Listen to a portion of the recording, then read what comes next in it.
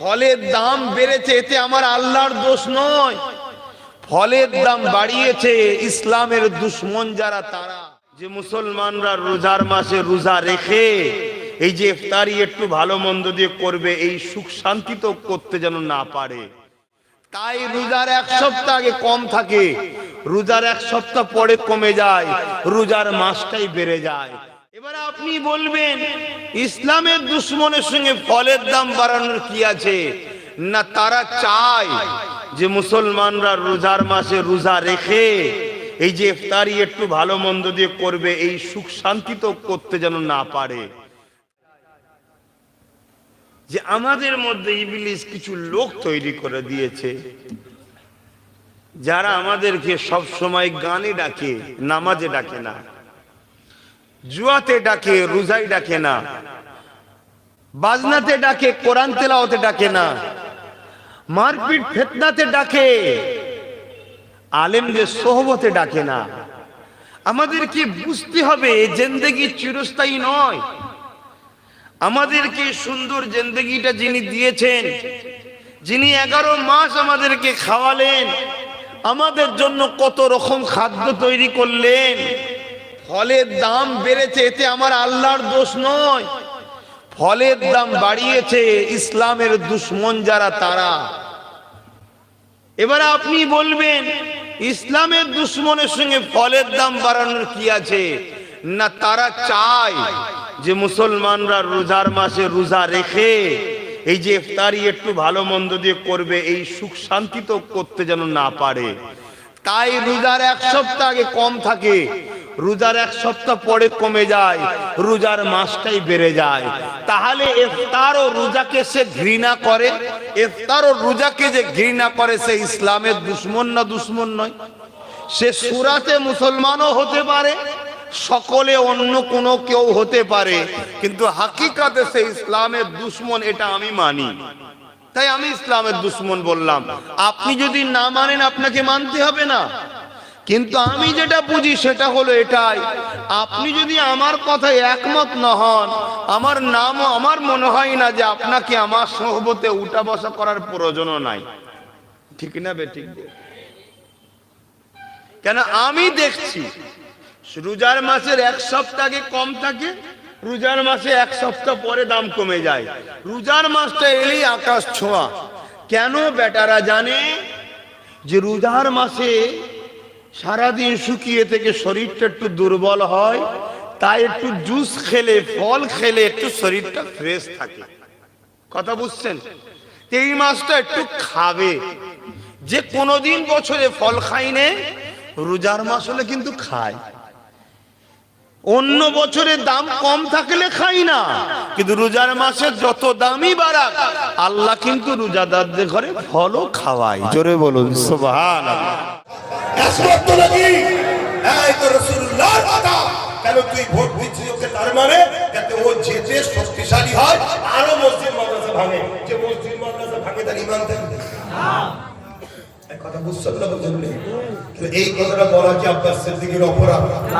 এই কথা বলার পরে আমি বলেছি, দেখো ভাই, প্রকাশ্য দুশমনকে তো চিনা যায়, বন্ধু সেজে দুশমন কিন্তু আরো খাতারনাক।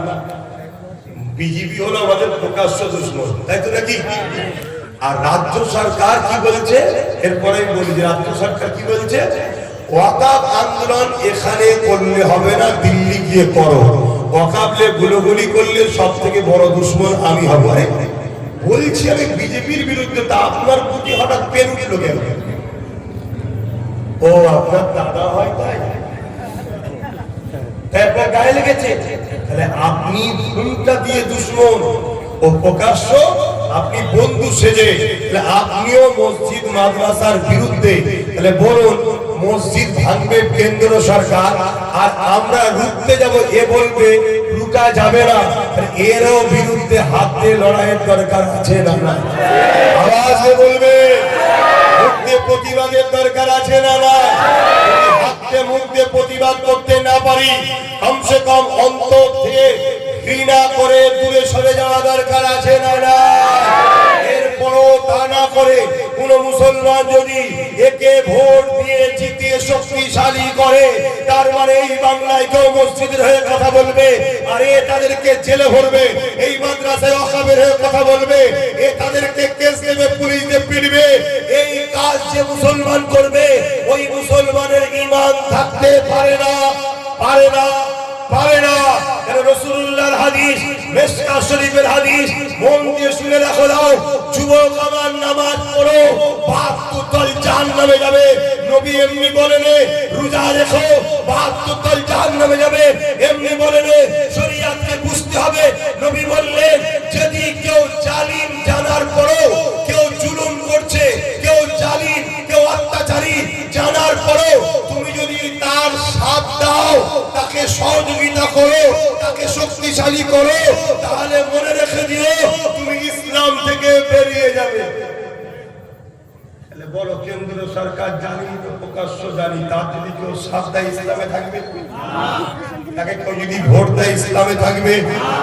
তাহলে রাজ্য সরকার জুলুম করছে না, করে না? দুর্গাপুরে বোলডোজার দিয়ে মাদ্রাসা ভেঙেছে না, ভাঙেনি? বড় কোরআন শেষ হয়ে যাবে, আমার উন্নতি শেষ হবে যে বলবেন, বলেছে না, বলেনি? নাই বলেছে না? অন্যায়, অন্যায়কে হাত দিয়ে রুখা দরকার আছে না নাই? হাতে ক্ষমতা না থাকে মুখ দিয়ে প্রতিবাদের দরকার আছে না নাই?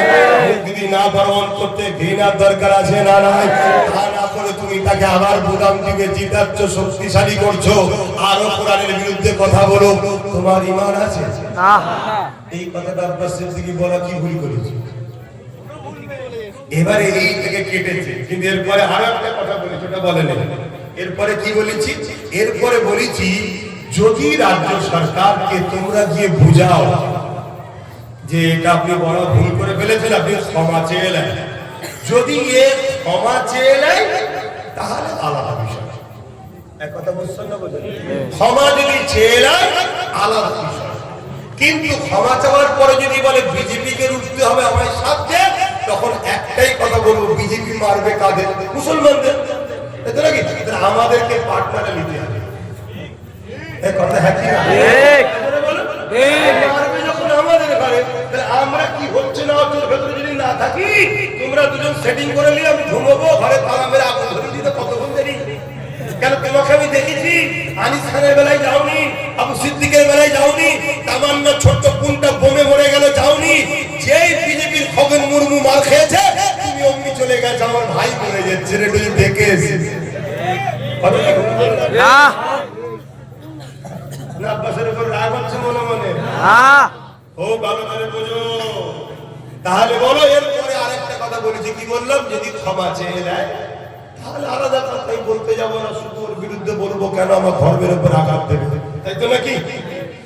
এরা কি করেছে? এরা কি